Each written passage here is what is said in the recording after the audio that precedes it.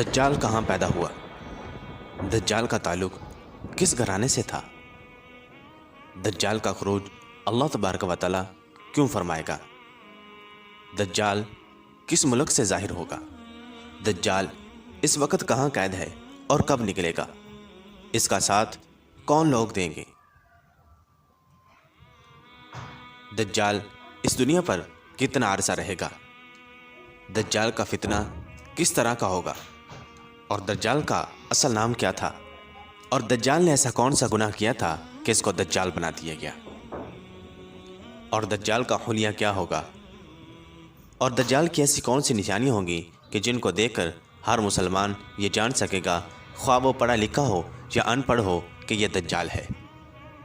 और जो लोग दज्जाल का ज़माना पाएंगे उनके लिए हुज़ूर अकरम सल्लल्लाहु अलैहि वसल्लम ने क्या इरशाद फरमाया था, और हम अपने आप को फितने दज्जाल से किस तरह महफूज रख सकते हैं, और दज्जाल को कौन कत्ल करेगा, और जो मुसलमान दज्जाल के ख़िलाफ़ जिहाद करेंगे उनके लिए हुज़ूर अकरम सल्लल्लाहु अलैहि वसल्लम ने क्या बिशारत दी थी। और क्या दज्जाल के ख़िलाफ़ जिहाद करना उम्मत मुहम्मदिया का आखिरी जिहाद होगा और इसके बाद जिहाद ख़त्म हो जाएगा? और दज्जाल मक्का मुकरमा और मदीना मुनव्वरा में क्यों दाखिल ना हो सकेगा? मुअज़्ज़ज़ ख़वातीन व हज़रात, ये ऐसे सवाल हैं कि जिनका जानना हर मुसलमान के लिए ज़रूरी है। मुअज़्ज़ज़ दोस्तों, दज्जाल के मुतल्लिक़ आपने बेशुमार वीडियोज़ मुलाज़ा की होंगी और दज्जाल के मुतल्लिक़ सोशल मीडिया पर बेशुमार वीडियोज़ पाई जाती हैं, लेकिन उन वीडियोज़ के देखने के बाद भी आपको तमाम सवालों का जवाब नहीं मिल पाता। लिहाजा आज की इस वीडियो के अंदर हम आपको दज्जाल से मुतल्लिक़ मुकम्मल मालूमात फराहम करेंगे, और हम ये दावे के साथ कहते हैं कि इस वीडियो को आखिर तक देखने के बाद आपको दज्जाल से मुतल्लिक़ किसी भी किस्म का सवाल करने की ज़रूरत नहीं रहेगी।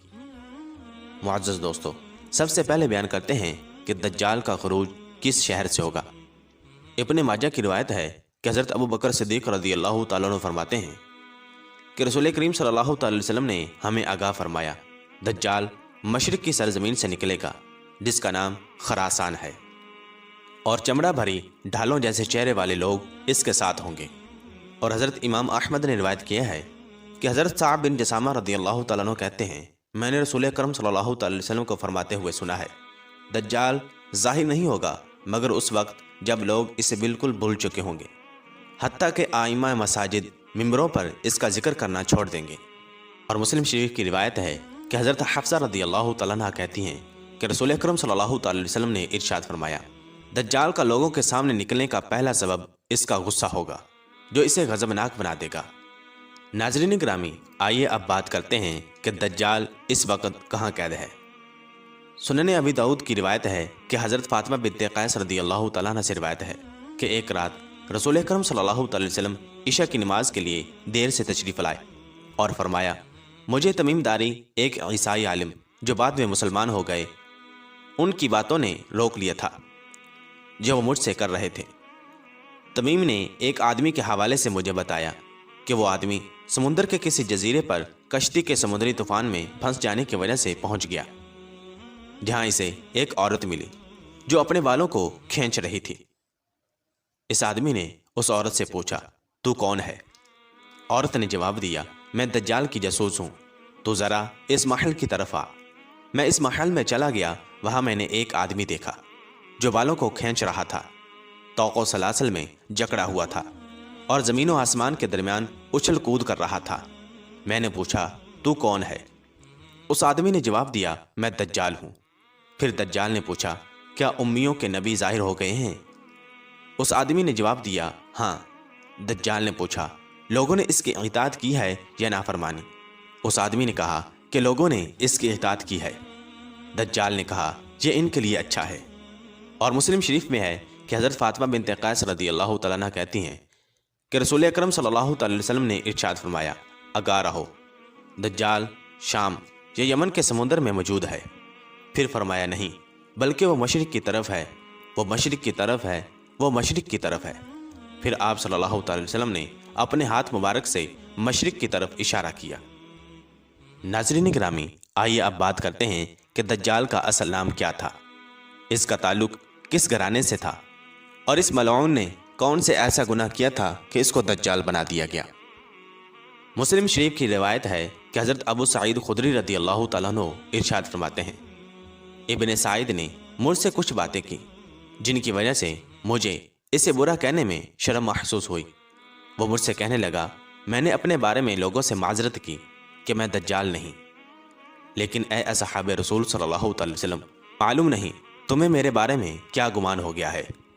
کیا رسول اکرم صلی اللہ علیہ وسلم نے نہیں فرمایا کہ دجال یہودی ہوگا اور میں تو مسلمان ہوں؟ رسول اکرم صلی اللہ علیہ وسلم نے فرمایا ہے کہ دجال کی اولاد نہیں ہوگی اور میری اولاد ہے۔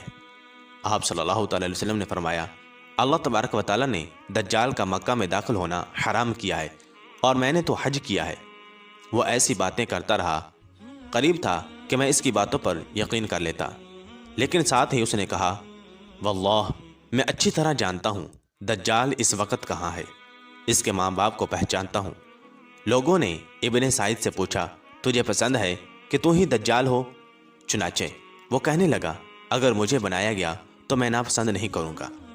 اور امام مسلم ایک اور روایت بیان کرتے ہیں کہ حضرت عبداللہ بن مسعود رضی اللہ تعالیٰ عنہ ارشاد فرماتے ہیں، ہم رسول اکرم صلی اللہ علیہ وسلم کے ساتھ تھے، ہمارا گزر بچوں سے ہوا جن میں ابن سیاد بھی تھا۔ تمام بچے بھاگ گئے لیکن ابن سیاد بیٹھا رہا۔ آپ صلی اللہ علیہ وسلم کو یہ بات بری لگی۔ آپ صلی اللہ علیہ وسلم نے فرمایا، تیرے ہاتھ غبار آلود ہوں، کیا تو گواہی دیتا ہے کہ میں اللہ تبارک و تعالیٰ کا رسول ہوں؟ وہ بولا نہیں، اور یہ کہہ کر وہ کافر ہو گیا۔ اس سے پہلے وہ مسلمان تھا۔ پھر ابن سیاد کہنے لگا، تو یعنی کہ حضرت محمد صلی اللہ علیہ وسلم گواہی دیتا ہے کہ میں اللہ تبارک و تعالیٰ کا رسول ہوں، اور اس نے حضور اکرم صلی اللہ علیہ وسلم کی بارگاہ میں یہ گستاخی کی۔ تو حضرت عمر رضی اللہ تعالیٰ عنہ جو کہ آپ صلی اللہ علیہ وسلم کے ساتھ تھے، انہوں نے کہا، یا رسول اللہ صلی اللہ علیہ وسلم، مجھے اجازت دیں میں اسے قتل کر دوں۔ اور حضرت عمر رضی اللہ تعالیٰ عنہ نے یہ اس وجہ سے کہا تھا کیونکہ دجال اس وقت مرتد ہو گیا تھا، کیونکہ اس نے حضور اکرم صلی اللہ علیہ وسلم پر ایمان لانے سے انکار کر دیا تھا۔ چنانچہ حضرت عمر رضی اللہ تعالیٰ عنہ کے جواب میں حضور اکرم صلی اللہ علیہ وسلم نے فرمایا، اگر یہ وہی ہے جس کا تجھے شک ہے، یعنی کہ دجال ہے، تو پھر تو اسے قتل نہیں کر سکتا، اور اگر کوئی اور ہے تو اسے قتل کرنے کا فائدہ نہیں ہے۔ ناظرین گرامی، اہل علم کی تحقیق کے مطابق ابن سیاد ہی وہ دجال ہے جسے اللہ تبارک و تعالیٰ کے حکم پر فرشتوں نے کسی جزیرے میں باندھ رکھا ہے، اور قیامت کے قریب وہ ظاہر ہوگا۔ اگرچہ وہ مدینہ میں پیدا ہوا اور مکہ مکرمہ میں اس نے حج بھی کیا، لیکن جب وہ فتنہ پیدا کرنے کے لیے ظاہر ہوگا، یعنی کہ جب اللہ تبارک و تعالیٰ اس کو قرب قیامت میں ظاہر کرے گا، تو وہ مکہ مکرمہ میں داخل نہیں ہو سکے گا اور نہ ہی مدینہ منورہ میں داخل ہو سکے گا، جس طرح کہ اللہ تبارک و تعالیٰ کے پیارے حبیب صلی اللہ تعالی وسلم نے ارشاد فرمایا ہے۔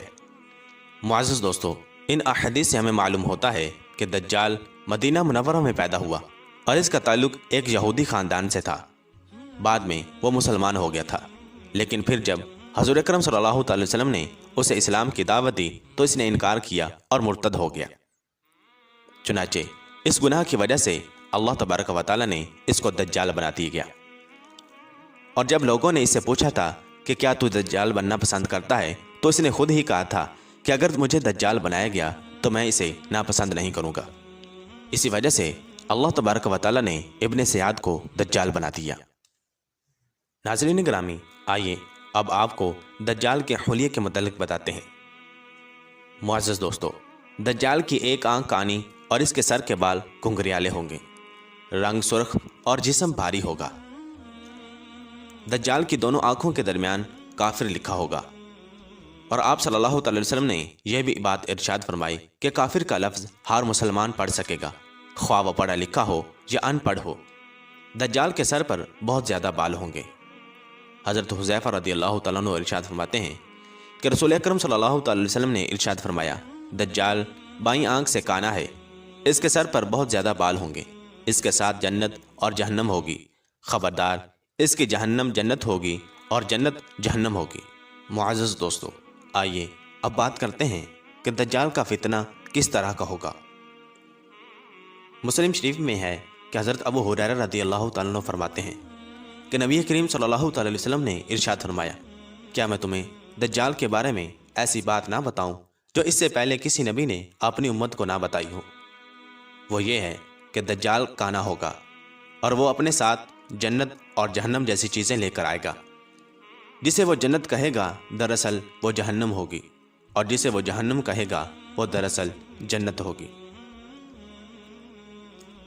اور حضرت حذیفہ رضی اللہ تعالیٰ عنہ نبی اکرم صلی اللہ تعالی وسلم سے روایت کرتے ہیں کہ آپ صلی اللہ تعالی وسلم نے دجال کے بارے میں ارشاد فرمایا، اس کے ساتھ پانی اور آگ ہوگی، در حقیقت اس کی آگ ٹھنڈا پانی ہوگا اور اس کا پانی آگ ہوگی، خبردار اپنے آپ کو ہلاک نہ کر لینا۔ معزز دوستو، دجال کے حکم سے آسمان سے بارش برسے گی، زمین سے گھاس اور اناج وغیرہ اگے گا، جانور پہلے سے زیادہ دودھ دینا شروع کر دیں گے، اور دجال لوگوں کو مارے بھی گا اور مارنے کے بعد ان کو دوبارہ زندہ بھی کرے گا۔ ناظرین گرامی، یہ دجال کا فتنہ اس قدر شدید ہوگا کہ بہت سارے لوگ دجال کے پیروکار ہو جائیں گے اور اس پر ایمان لے آئیں گے، کیونکہ یہ اس طرح کے شعبے دکھائے گا کہ جن کو دیکھ کر بہت سارے لوگ اپنے ایمان سے ہاتھ دھو بیٹھیں گے۔ معزز دوستو، اب یہاں پر یہ سوال پیدا ہوتا ہے کہ دجال کا فتنہ اس قدر شدید ہوگا تو اللہ تبارک و تعالیٰ اس کو ظاہر کیوں فرمائے گا؟ محققین کا کہنا ہے کہ اللہ تبارک و تعالیٰ لوگوں کی آزمائش کے لیے دجال کو بعض کاموں کی قدرت دے گا، جس طرح کہ اللہ تبارک و تعالیٰ نے لوگوں کی آزمائش کے لیے شیطان کو وسوسہ ڈالنے کا اختیار دیا ہے۔ لہٰذا دجال کے ان کاموں سے کسی کو غلط فہمی نہیں ہونی چاہیے کہ اس کے پاس واقعی خدائی اختیارات ہوں گے۔ اگر ایسا ہوتا تو وہ اپنی کانی آنکھ ہی کو درست کر لیتا یا دونوں آنکھوں کے درمیان لکھا ہوا لفظ کافر ہی مٹا لیتا۔ دجال کا خروج فقط لوگوں کی آزمائش کے لیے ہوگا، کیونکہ اللہ تبارک و تعالیٰ یہ جان سکے کہ کون اللہ تبارک و تعالیٰ پر صدق دل سے ایمان لاتا ہے اور قائم رہتا ہے، اور کون اللہ تبارک و تعالیٰ اور اس کے رسول صلی اللہ تعالی وسلم سے منہ موڑ کر دجال پر ایمان لاتا ہے۔ جس طرح کہ اللہ تبارک و تعالیٰ قرآن پاک میں ارشاد فرماتا ہے، هو الذی خلق الموت والحیات لیبلوکم ایکم احسن عملا۔ وہی وہ ذات ہے کہ جس نے موت اور زندگی پیدا کی تاکہ وہ جان سکے کہ تم میں سے کس کا عمل بہتر ہے۔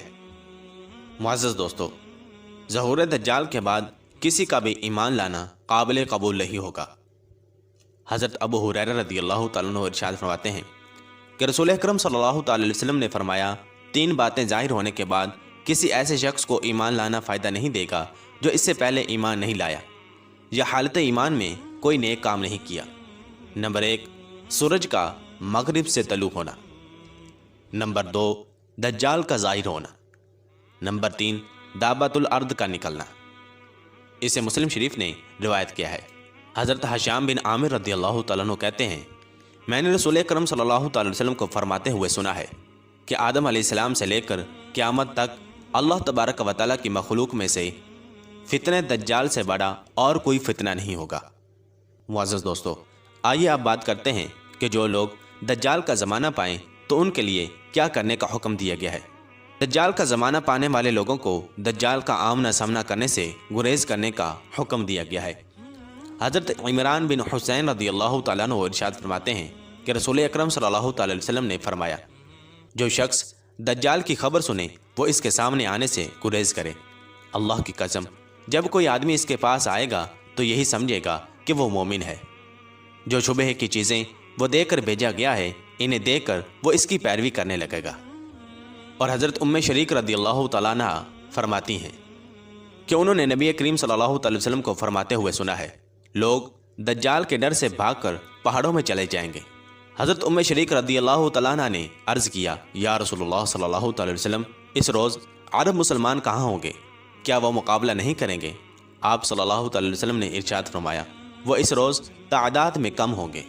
معزز دوستو، فتنہ دجال اس قدر عالمگیر ہوگا کہ مکہ مکرمہ اور مدینہ منورہ کے علاوہ دنیا کا کوئی ملک اور شہر اس کے فتنے سے محفوظ نہیں رہے گا۔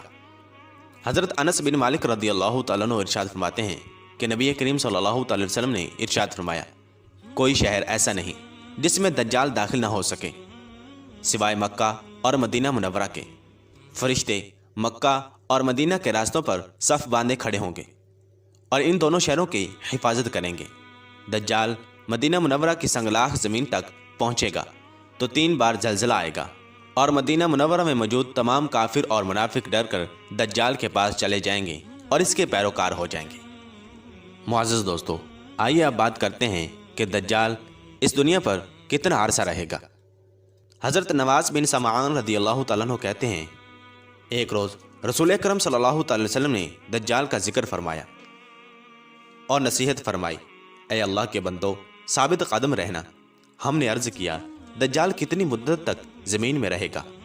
آپ صلی اللہ تعالی وسلم نے ارشاد فرمایا، 40 روز، جن میں سے پہلا دن 1 سال کے برابر ہوگا، دوسرا دن 1 مہینہ کے برابر ہوگا اور تیسرا روز ہفتہ کے برابر ہوگا، اور اس کے بعد 37 روز تمہارے شب و روز کے برابر ہوں گے۔ ہم نے عرض کیا، یا رسول اللہ صلی اللہ تعالی وسلم، پہلا دن جو سال کے برابر ہوگا، اس میں 1 دن کی 5 نمازیں ہی کافی ہوں گی۔ حضور اکرم صلی اللہ تعالی وسلم نے ارشاد فرمایا، نہیں، اپنے روز و شب کا اندازہ کر کے سال بھر کی نمازیں پڑھنا۔ اسے مسلم شریف نے روایت کیا ہے۔ ناظرین گرامی، آئیے اب بات کرتے ہیں کہ کون لوگ دجال کا ساتھ دیں گے۔ مسلم شریف کی روایت ہے کہ حضرت انس بن مالک رضی اللہ تعالیٰ عنہ کہتے ہیں کہ رسول اکرم صلی اللہ تعالی وسلم نے ارشاد فرمایا، اصفہان یعنی کہ ایران کے شہر کے 70,000 یہودی سیاہ چادریں اوڑے ہوئے دجال کا ساتھ دیں گے۔ اور حضرت ابو بکر صدیق رضی اللہ تعالیٰ عنہ ارشاد فرماتے ہیں کہ رسول اکرم صلی اللہ تعالی وسلم نے فرمایا، دجال مشرق کی سرزمین سے ظاہر ہوگا، جسے خراسان کہا جاتا ہے۔ بہت سی قومیں اس کے ساتھ ہوں گی، جن کے چہرے چمڑا لگی ڈھالوں کی طرح ہوں گے۔ اسے ترمذی شریف نے روایت کیا ہے۔